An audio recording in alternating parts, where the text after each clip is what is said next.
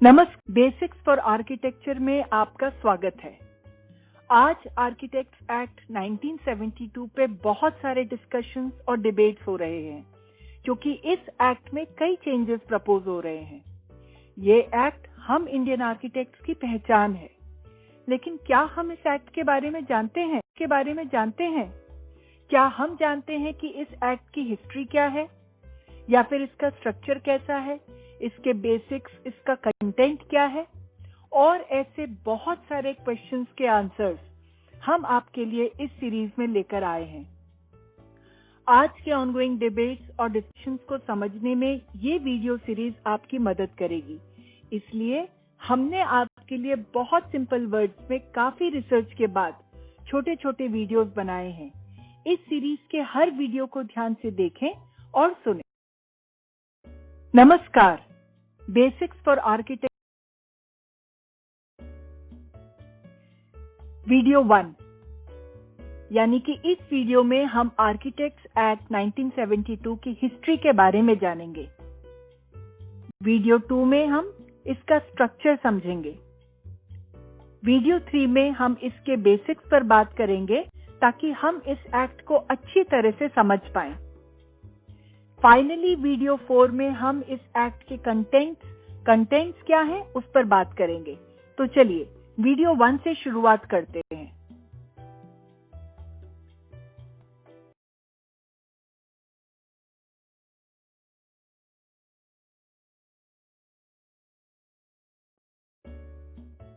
मैं आपको हिस्ट्री के 2 फैक्ट्स बताना चाहूंगी जिससे आपको अंदाजा लगेगा कि आर्किटेक्ट्स एक्ट 1972 का गठन कैसे हुआ और क्यों हुआ।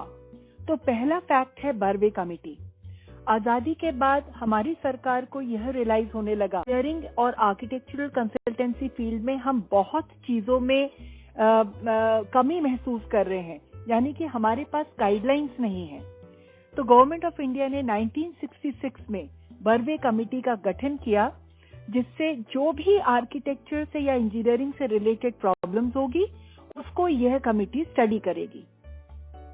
आर्किटेक्चर को उस समय इंजीनियरिंग की ही एक ब्रांच समझ लिया गया और आर्किटेक्ट सर्विसेज को इंजीनियरिंग सर्विसेज के साथ मिला दिया गया, यानी क्लब कर दिया गया।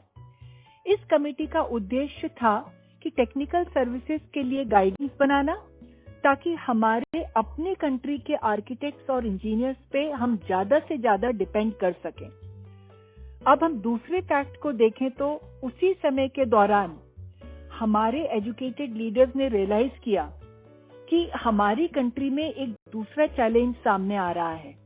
बहुत सारे लोग जिनके पास कोई भी फॉर्मल आर्किटेक्चरल एजुकेशन नहीं थी, वह भी अपने आप को आर्किटेक्ट्स का दर्जा दे रहे थे। 1966 तक ये प्रॉब्लम बहुत बढ़ गई थी, इसलिए आर्किटेक्ट्स के लिए भी एक सेपरेट एक्ट बनाया जाना चाहिए। उसकी शुरुआत हुई। तो आप समझ गए होंगे कि इस एक्ट की जरूरत क्यों महसूस हुई।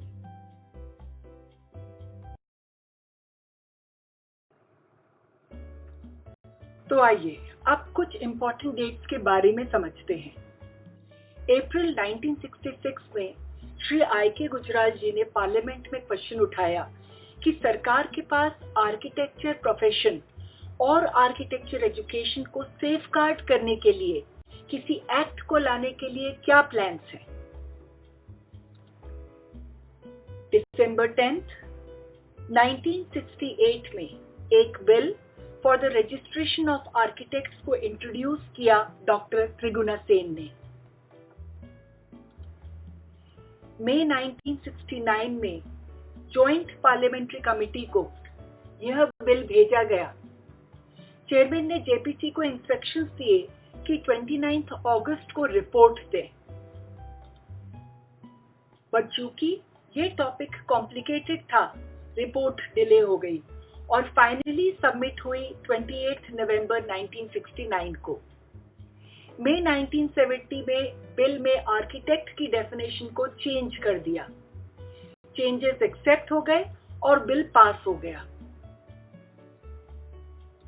लेकिन दिसंबर 1970 में पार्लियामेंट को अचानक से डिसॉल्व करना पड़ा और बिल लैप्स हो गया, यानी बिल खारिज हो गया।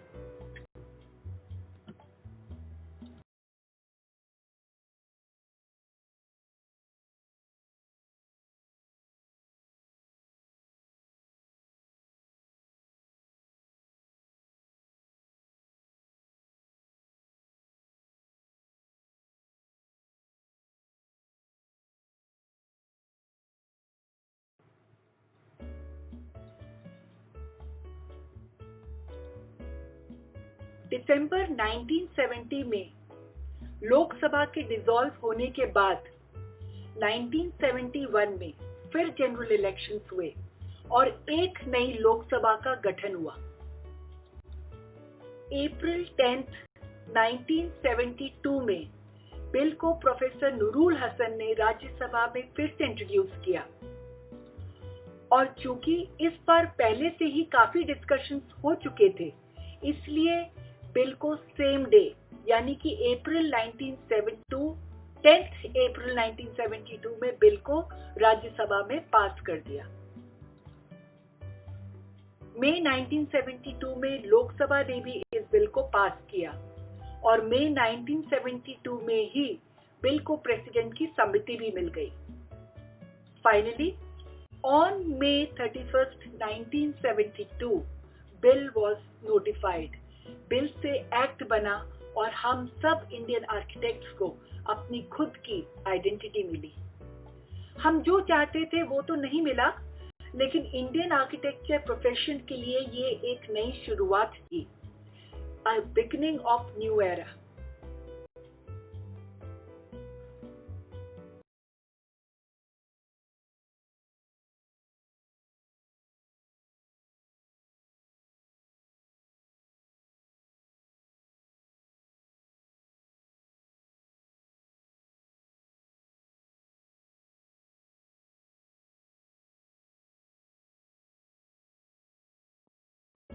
हम इंडियन आर्किटेक्ट पीलू मोदी जी के हमेशा आभारी रहेंगे।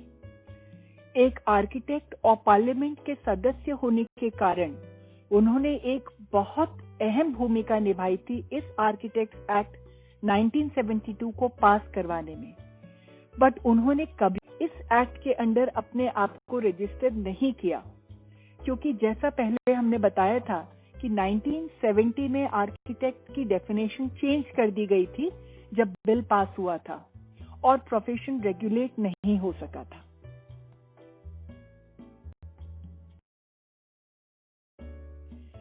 So thank you for watching the video और मैं उम्मीद करती हूँ कि ये वीडियो आपको यूजफुल और इंफॉर्मेटिव लगा होगा। इस एक्ट के पार्लियामेंट्री डिबेट्स और जो भी कुछ आप इस एक्ट से रिलेटेड जानना चाहें तो ऊपर दिए गए वेबसाइट को विजिट करें। नेक्स्ट वीडियो एक्ट के बेसिक्स और स्ट्रक्चर की बात करेंगे। So stay tuned. And lastly, आपको यदि यह वीडियो अच्छा लगा हो तो प्लीज सब्सक्राइब करें और लाइक करें। नमस्कार।